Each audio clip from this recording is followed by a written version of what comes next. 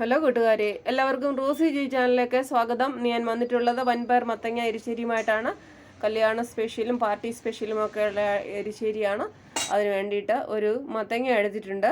അത് കട്ട് ചെയ്ത് അതിൻ്റെ പകുതി ഭാഗം നമ്മൾക്ക് എടുക്കാം.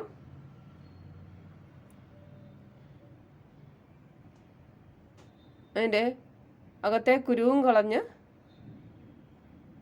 പുറത്തെ തൊലിയും ചെത്തിക്കളഞ്ഞ് ക്യൂബ്സ് രൂപത്തിൽ ഇതിനെ കട്ട് ചെയ്ത്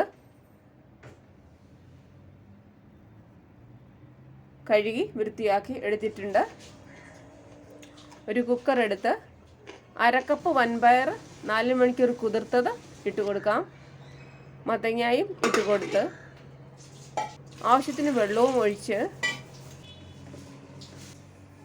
ആവശ്യത്തിന് ഉപ്പും ഇട്ട് 4 സിറ്റി വരുന്ന വരെ വേവിച്ചെടുക്കാം. അതിനുവേണ്ടി 1 കപ്പ് തേങ്ങ ചിരകിയത്, വെളുത്തുള്ളി, 3 പച്ചമുളക് എരിയുള്ളത്, 1/2 സ്പൂണ് ജീരകം, മഞ്ഞൾ, ഇതെല്ലാം ഇട്ട് നമുക്ക് നല്ല പേസ്റ്റ് രൂപത്തിൽ ഇതിനെ അരച്ചെടുക്കണം. ഈ വേവിച്ച് വെച്ചിരിക്കുന്ന മത്തങ്ങയും പയറും നമുക്ക് നല്ലതുപോലൊന്ന് ഉടച്ചെടുക്കണം. നല്ലതുപോലെ ഉടച്ചു കഴിഞ്ഞു. ഈ അരച്ചു വെച്ചിരിക്കുന്ന അരപ്പ് ഇതിനകത്തോട്ട് നമുക്ക് ഇട്ട് തിളപ്പിക്കരുത്. ഒന്ന് ആവി വരുന്ന നമ്മൾ ചൂടാക്കുക മാത്രമേ ചെയ്യുള്ളൂ. തേങ്ങ തിളപ്പിച്ചാൽ അത് പിരിഞ്ഞു പോകും. അപ്പോൾ നമ്മുടെ തേങ്ങ ഒഴിച്ച് നല്ലതുപോലെ നമ്മൾ ചൂടാക്കി എടുത്തിരിക്കുന്നു. ഇതിനെ മാറ്റി വെച്ച് നമുക്കിനി ഇതിൻ്റെ കടുക് വറക്കാനുള്ളത് നോക്കാം. 2 സ്പൂൺ വെളിച്ചെണ്ണ ഒഴിച്ച് കൊടുത്തിട്ടുണ്ട്. 1/2 സ്പൂണ് കടുക്,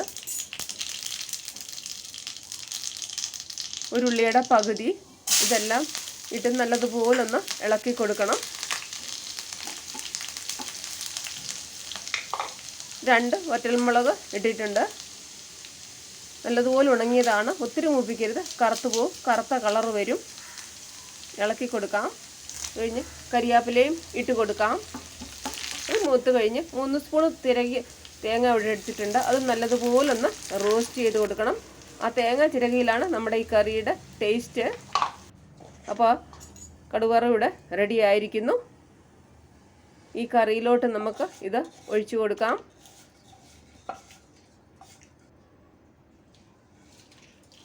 അപ്പം നമ്മുടെ സ്വാദിഷ്ടമായ മത്തങ്ങ വൻപയർ എരിശ്ശേരിയുടെ റെഡിയാക്കി ഇളക്കി കൊടുക്കാം.